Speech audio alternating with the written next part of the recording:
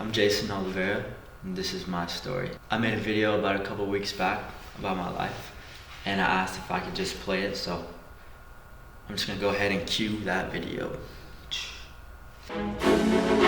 This is a autobiography about Jason Oliveira. Enjoy.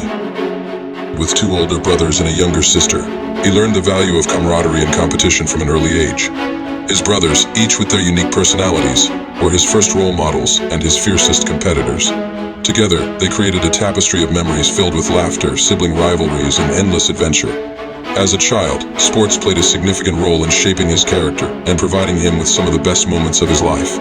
He immersed himself in basketball and football, two passions that not only kept him active, but also taught him valuable lessons about teamwork, perseverance, and discipline. The thrill of scoring a basket or making a touchdown was cherished, and those experiences on the field and court remained some of his fondest memories. This past summer was particularly transformative for Jason, as he had the opportunity to travel to the Bahamas, Portugal, and Africa. These adventures allowed him to connect with family members he had never met before, deepening his sense of identity and belonging. Each destination offered unique experiences, from the stunning beaches of the Bahamas to the rich culture of Portugal and the vibrant communities in Africa. These travels not only broadened his horizons, but also enriched his understanding of family and heritage. In addition to sports, Jason enjoys a variety of hobbies that reflect his adventurous spirit. Surfing allows him to connect with the ocean and experience the thrill of riding the waves, while exploring music provides an outlet for creativity and expression. He also has a deep appreciation for driving, particularly in his 2006 Toyota Tacoma truck, which has become a reliable companion for his journeys and explorations. Currently, Jason is navigating an exciting chapter of his life as he has just gotten engaged to his wonderful girlfriend, Amber. They are both students at the same school, and their shared experiences have strengthened their bond. Amber is not just his partner, she is his confidant and greatest supporter. Lastly, Jason is a filmmaker. He has aspirations to spread the gospel through narrative film, because he feels that the Lord has taken care of him and his family for many years, and he has chosen to be a servant of him who is the creator of the universe. You may say, this is a hard task to accomplish. That would be true, because the majority of big studios intentionally reject religion. However, Jason thinks he can pull it off without them. As you can see, Jason is a big dreamer, and he encourages all his peers to be dreamers alike. He's sick and tired of hearing people's dreams and aspirations being small and unimpactful, such as coffee shops and real estate agents. Let's all dream bigger, my friends. Dream bigger.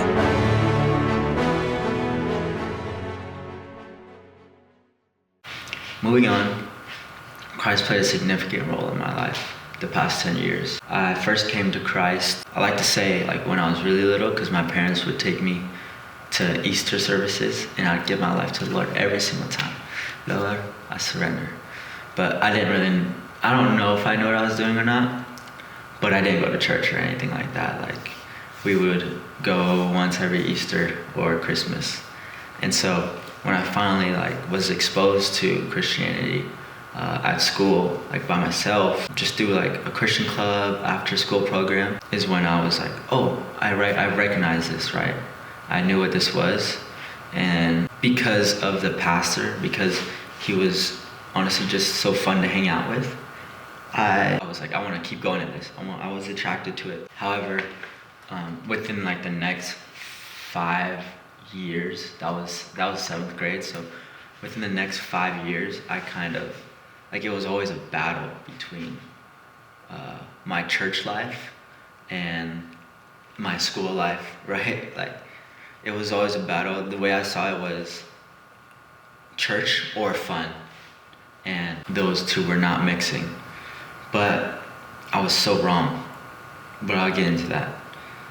So for the next couple years, it was always, I'd go to church on the weekends, or a Friday night youth group.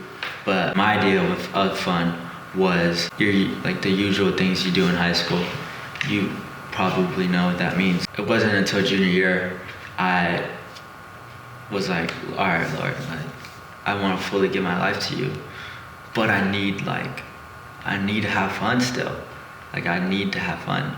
And he kind of made me realize that the best memories of my life were literally at church, and the most impactful times of my life.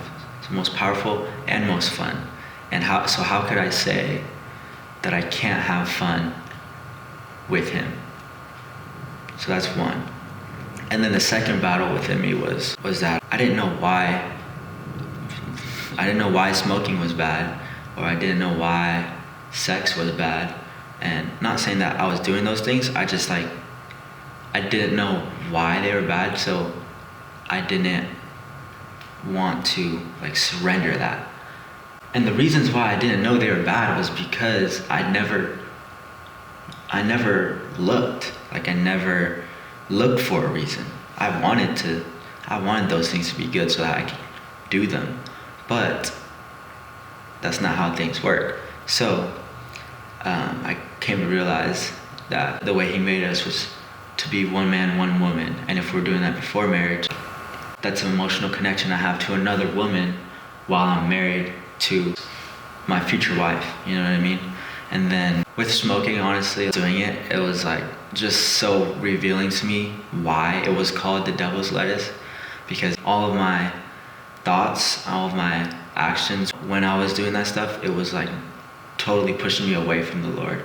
And so that's not what I wanted to happen. And so I surrendered that, and I asked the Lord, listen, I need a friend. I need a friend who's fun, who can push me in my faith. But I don't have that in the church. So I need that. And then, boom, just like that. One of my best friends, actually my best friend now, he's my best man of my wedding. And we spent that whole basically year together, surfing every day. That's when I got into surfing. We just grew with the Lord together, just intensely. And he's the reason that I'm at Vanguard, because he was here, and then it brought me here. And then he actually ended up leaving, but I'm glad that I got to be here, because it's been one of the best times of my life. So if I was to give any advice, I would say there's a reason behind the law. There's a reason for the season. Just kidding. Nah, cut that. There's a reason behind God's word. And I find that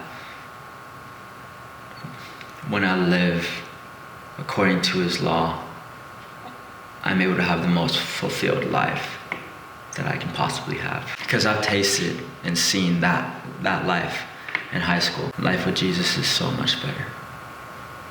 So much hope and peace and joy and purpose.